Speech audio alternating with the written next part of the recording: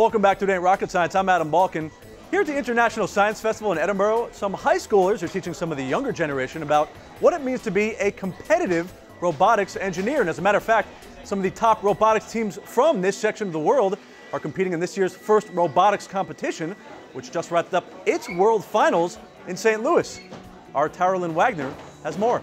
It's the moment they've been working toward for months, and students are feverishly fine-tuning as the first robotics championship kicks off at the Edward Jones Dome. Today for us is all about making our robot in tip-top shape for the competition. This year's challenge, Ultimate Ascent, takes the competition to new heights. Robots release flying discs which soar toward targets across the field. Others climb a pyramid-like structure. The higher they get, the higher their score. And here at Nationals, those scores can reach the stratosphere. When we're in a regional or something, you see teams that are really good and not so good. And the thing is that here you see, and every single team is really good. And we're talking a lot of teams, 400 teams from 9 countries to be exact. And while the competition is fierce, it isn't cutthroat. Teams cheer one another on, form alliances, and share trade secrets. It's called cooperation, and it's one of FIRST, or for inspiration and recognition of science and technology's first priorities. And I think we are changing the perspective of a whole lot of young people about what they're going to do with their life. And that was the plan. And from what students are saying in the pits, it's clear the message is received. Once you get into it, there is no way out. I mean, it's just so much fun. Just engineering, science, technology, it's just everything is amazing. It's really inspired me to major in engineering. I'm going to The Ohio State University next year. Go Buckeyes. Back on the field, it's a roller coaster ride as teams climb the ladder in their divisions, battling for a spot on Einstein, the final field. But teams eliminated in the race to the top say they aren't going home empty-handed. It's really eye-opening to see what other teams do, and we can learn from other practices, make our team better as a whole. I think the important part is we built this and we're a team, and so I feel like the important part is working together. From 400 teams, it came down to 3 winners. Fury 6 and the Coyotes from Ontario, Canada, and Texas Torque from the Woodlands, Texas. I can't even put it in words how amazing it was. Oh man. Woo! And while this international alliance basks in the glory of their win, others already have their gears turning for next year's challenge. There's a lot of awesome robots out there that just keep on improving, keep on going, just see what you can to innovate and get ahead. From a national competition to our nation's capital, the White House Science Fair once again gave students a chance to impress the president. And it's safe to say he was pretty impressed. This stuff's really cool. And so is hearing those words from the President of the United States, especially if he's describing your invention. It was so exciting. You could just feel the blood rushing through you. Your heart was pounding, and it just is awesome.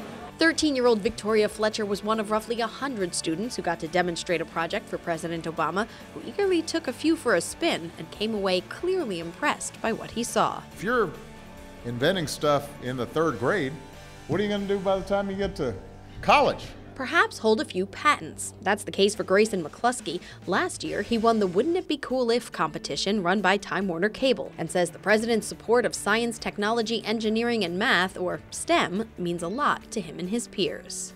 Obviously, it's inspirational to know that someone, as high up as President Obama cares about me and other people my age and wants us to succeed in life and knows that we are the next generation. The president not only marveled at the achievements on display here in this room, he also announced some new initiatives to help support and mentor the innovators of tomorrow. He called for an all-hands-on-deck approach with more volunteers, more mentors, and of course, more teachers. We need to make this a priority to train an army of new teachers in these subject areas, and to make sure that all of us as a country are lifting up these subjects for the respect that they deserve. This is the 3rd year for the White House Science Fair, a celebration not just of these contest-winning projects, but of the young inventors and innovators who will shape the future. We want you to know that you've got a whole country behind you as you pursue your dreams, and your success is going to be our success as well.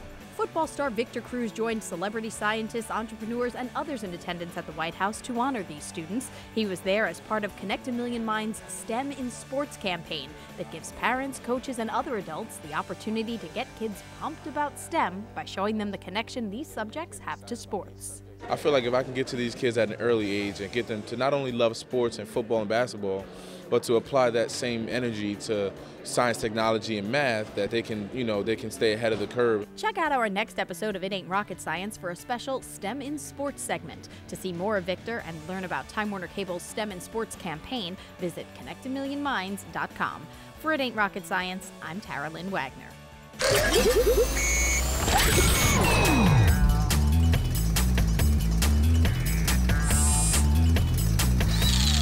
Now here's one instance where what's happening in the U.S. merges with what's happening in Scotland. See this behind me? This is the feature art installation here at the festival, and it was created by a New York City artist entirely out of balloons.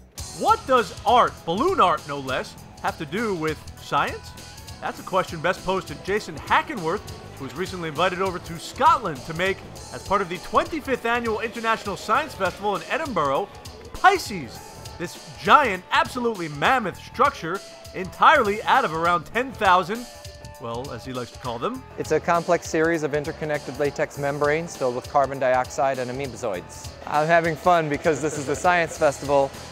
In reality, these are latex balloons, not that different than what clowns might use for children, but I'm using thousands and thousands of them and weaving them together in a fashion to create a massive spiral form, and this form will represent the way the universe spirals, the way seashells form with hyperbolic geometry in the ocean, and our double helix, which is also a spiral. Hackenworth has made several other balloon sculptures like these, most with science-based themes. Now you can no doubt appreciate how time-consuming this can be. This one is taking about a week to create.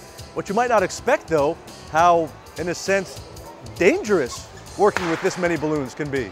They are constantly popping. You can hear all of the noise going on. And so we wear earplugs, we wear knee pads and wrist guards and finger tape, and all of this is protecting us from this material, because when we're using thousands and thousands of balloons and tying them so many times, it takes its toll.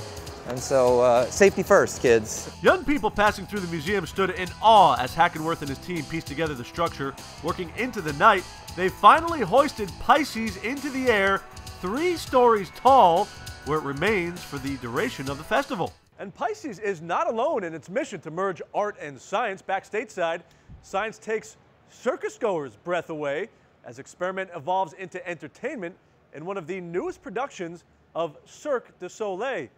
Our Shazia Khan goes inside the big top and behind the stage to get the scoop. Performance artist Greg Kennedy is having a ball, but he's not leaving his play to chance, instead to the laws of physics. What I'm doing is I'm taking the ball and I'm rolling it very rapidly on the inside surface of this cone. If I shoot it downward, a lot of people would think it would continue downward. But what I'm doing is I'm taking that ball and I'm putting a certain amount of angular momentum around one axis that it's spinning around. Kennedy's unique juggling act is part of Totem. It's one of Cirque du Soleil's latest productions, and this one puts a spotlight on science. We're addressing evolution, so we're addressing different scenes of the human history, pretty much. Backstage, Jean-Sébastien Gagnon, head of props for Totem, shows just how STEM takes center stage in other ways. As we took a ride in this motorized canoe, there's an emitter here that sends a signal as well, so you can choose to go forward or back. And tinkered with the sounds of chemistry. Kennedy plays a scientist in his act. It wasn't too much of a juggle for this former engineer who, well, ran away and joined the circus. I used to juggle as a kid, just traditional fare, and then later on in my 20s and in engineering school I started developing new forms of juggling based on properties of physics, exploring bouncing and rolling on different structures that I created. And that kind of led into my more modern work, and is what I'm doing with Cirque du Soleil.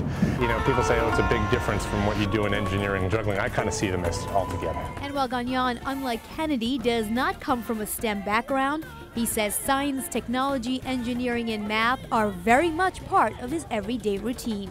It's interesting when you get to an environment like Cirque du Soleil to realize that actually on a daily basis you're going to use either formulas that you had no idea would be useful, but now suddenly you have to calculate a circumference of an element that you're going to build, and you actually need to remember that formula that you were asked so many times at school. So Adam, while the Cirque performers wear these gorgeous costumes, it seems the thinking cap may be the most critical piece of all. For It Ain't Rocket Science, I'm Shazia Khan. Well, that does it for this episode of It Ain't Rocket Science. We hope you've enjoyed our little trip over the pond. As always, if you're interested in finding out more about events in your neighborhood that focus around science, technology, engineering, and math, you can go to www.connectamillionminds.com. From Edinburgh, Scotland, I'm Adam Malkin. It's been a blast.